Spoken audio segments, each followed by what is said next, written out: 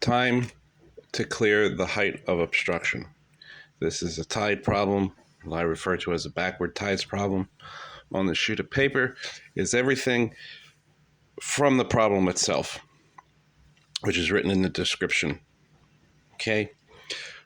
To attack this problem, the first thing I always do is find out exactly what height of tide is actually required. So we see the max draft of the vessel is 27 feet.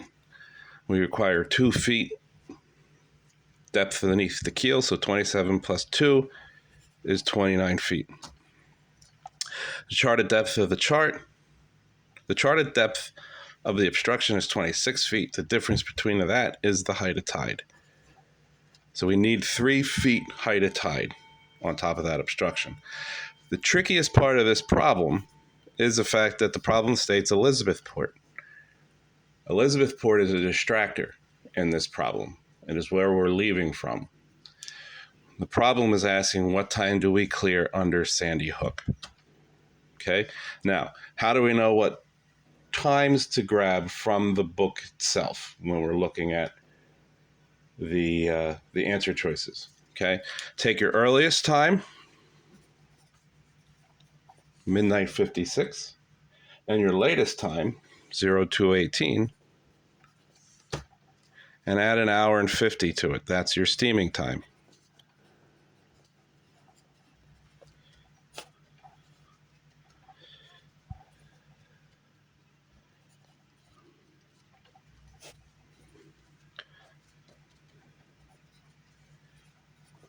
So the time span that we're going to pull from the book, sorry, I'm not flipping you off. The time span that we're supposed to pull from the book has to incorporate these 2 times, all right? Because all your answer choices are between those times, okay, if that makes sense. Okay, so we find the tide pages. We go into the index. The index is in the back of the book.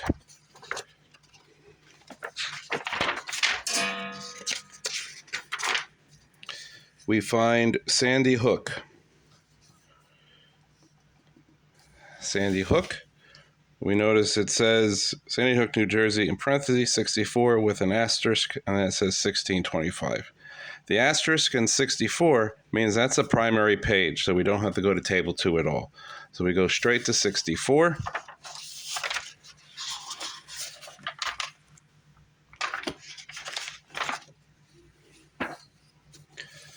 Find November, Sandy Hook, November 17th. November 17th, and we're going to pull the time 518, which is high water, and 2300, which is low water, because those 2 times of 246 and 408 fall between those 2 times. Okay, so we have high water, time, height, and we have low water, time, height. Low water is 2300. Height minus 0.1 feet. High water 518, 4.5. Okay, now put the book aside for a second. November, it said ZD plus 5 in the question, which means no DST. So these are the times we're going to work with. All right, in order to enter table 3, which I have right here, in order to enter table 3, we need 3 things. Or 4 things: duration of tide, rise or fall, range of tide, and in this question, we want correction. Okay, we're going to come out with time to nearest. Okay, duration would be 2300 to 518. Okay, 518 to midnight is 5 hours and 18 minutes. It's 1 additional hour, so we're looking at 6 hours and 18 minutes. Range is the difference between 4.5 feet and negative 0.1 feet. So that is 4.6 feet. A negative minus a negative is an addition problem. And the correction is the difference between 3 feet and high water and 3 feet and low water. So 4.5 minus 3 is 1.5 feet, and 3 feet minus a negative 0.1 feet is 3.1 feet. Therefore, we're interested in 1.5 feet, and we're interested in high water time. All right, so I'm going to apply 518 down here. I'm going to enter the table with 4.6 feet, 1.5 feet, 6 hours and 18 minutes. So, or 4.6 feet. Okay, 4.6 is closer to 4.5. We're going to run across the 4.5 column. Let me turn the light on real quick. Until we get as close to 1.5 as possible, which is this 1.6 here. And then I'm going to go up to 6 hours and 20 minutes, and I see 2 hours, 32 minutes right there.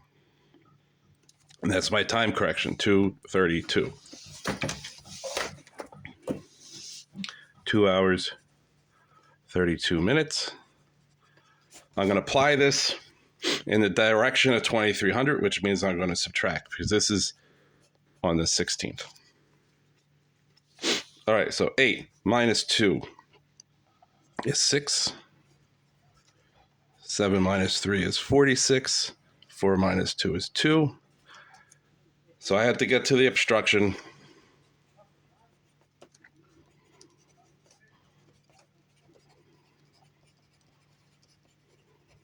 at 2:46. Okay, I'm going to take that 2:46, and I'm going to subtract the steaming time of 1 hour and 50 minutes. 6 and 4 is 10.